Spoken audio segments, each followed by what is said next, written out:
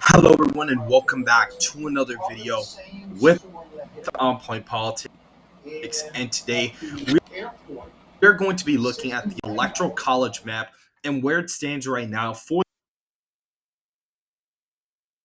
the 2024 presidential election. And where it stands right now for the 2024 presidential election. Make sure to hit the like button and subscribe to the channel if you want more content just like this. And so, going into the 2024 cycle, Donald Trump just selected J.D. Vance as his running mate for the 2024 presidential election. Biden and Harris are expected to run against this ticket, and we should be expecting a Vance and Harris debate sometime in the next month. And we are also having a debate between Trump and Biden at some point in September. Now, here's something very fascinating I want you guys to understand. There is not a lot of post polling for the unfortunate assassination attempt on President Trump. There's not a lot post VP pick or RNC, but all these things in the past for previous candidates have boosted their approval and numbers. I mean, Ronald Reagan's approval rating went up 22 points after an assassination attempt. You also had candidates on both sides of the nomination process basically go up after their party convention and their VP pick. And so that's definitely going to be a big deal because he's going to be able to actually use all three events to boost at the same time. And the thing is, all of these things happened within 48 hours. So all of the new polling data is going to factor in. VP picks usually help a candidate gain a point or two in the polling aggregate. The RNC boosts a candidate like a few points, maybe like 2 to 3. And an assassination attempt, I mean, with Trump, it may be different. It may not be a huge increase. And I believe this is actually the first time that an assassination attempt has been done on a president while they were campaigning, if I actually am thinking about it right now.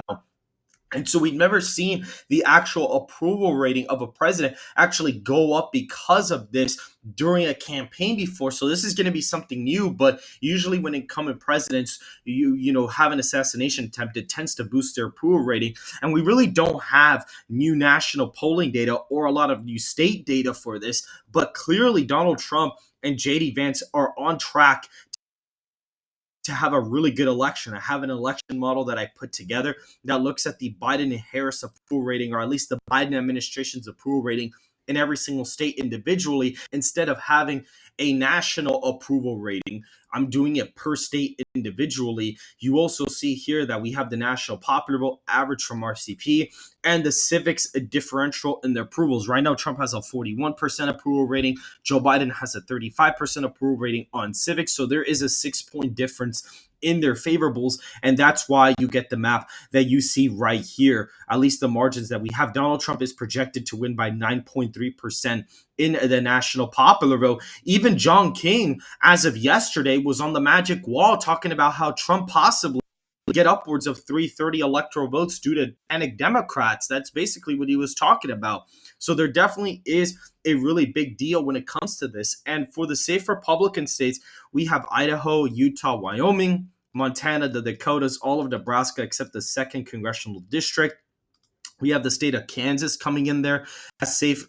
Alaska. We have Oklahoma, Arkansas, Louisiana, Missouri, Tennessee, Mississippi, Alabama, Kentucky, Indiana, West Virginia, South Carolina, and Maine's 2nd congressional district, all being safe states. We also have Iowa at 21 points for the former president and J.D. Vance. We have 22 points at for J.D. Vance and Donald Trump, which is very fascinating. They're seeing really large victories in those states. Texas, a 20-point win, and Florida would also be a 20-point win exactly alongside Texas as of right now. These states, especially Texas and Florida, have a large Hispanic population. So these states, Trump gaining with Hispanic voters is definitely going to push those states hard to the right, as well as gaining with moderates and independents.